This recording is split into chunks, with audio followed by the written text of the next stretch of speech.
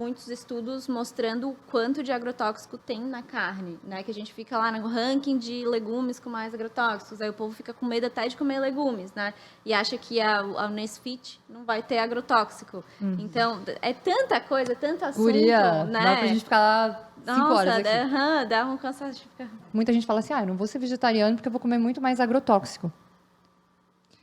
E em vez de... Eu senti assim que ela trouxe essa questão dos biopoluentes, mas é muito importante a gente analisar a questão do uso dos agrotóxicos, e daí eu fiz a leitura de um livro bem polêmico, inclusive eu quero trazer o autor aqui um dia desses, que eu falei para a Leite, eu fiz a leitura de um livro que só o título já foi difícil para eu abrir o livro.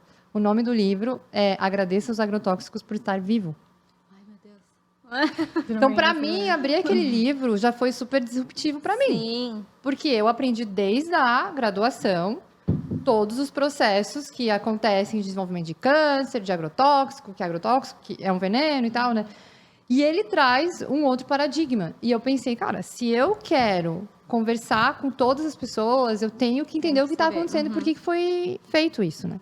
E ali eu comecei a criar essa maciez um pouco, que é... Existem pessoas e empresas que usam os agrotóxicos de forma clandestina, que não respeitam as leis de dosagem, não respeitam os equipamentos, não usam os equipamentos para as pessoas que precisam aplicar os agrotóxicos. E essas pessoas que têm as doenças. Mas existem outras pessoas que cumprem as leis e que dentro daquele valor, a gente nunca encontrou um nível de contaminação de agrotóxico para uma pessoa que está comendo uma alface ou um pimentão ou um morango. As contaminações que a gente vê, e às vezes a gente vê divulgados assim, contaminação por agrotóxicos, não sei quantas mil, são pessoas que não estão usando os EPIs, que estão nas lavouras. E quem produz é que está errado. Essa pessoa precisa ser punida. Mas os agrotóxicos, eles não envenenam a população. Você não vai comer aqui e parar no hospital. Então, às vezes a gente vê uma manchete e a gente não lê até o final, né? Então, assim, esse é um ponto muito delicado.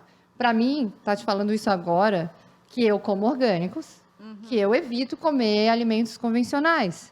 Porque a gente tem alguns estudos, não vou colocar em risco e tal.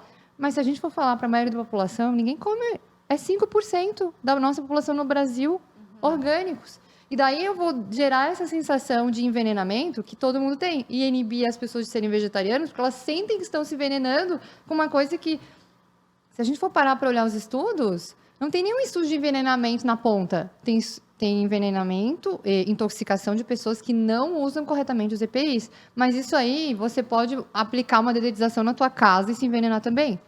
Então, tem um risco. E eu sei que isso é bem polêmico, mas Sim. assim... Às vezes a gente pega uma manchete e, nossa, né? O brasileiro toma 5 litros de agrotóxico por... Cara, metade da nossa comida é exportada.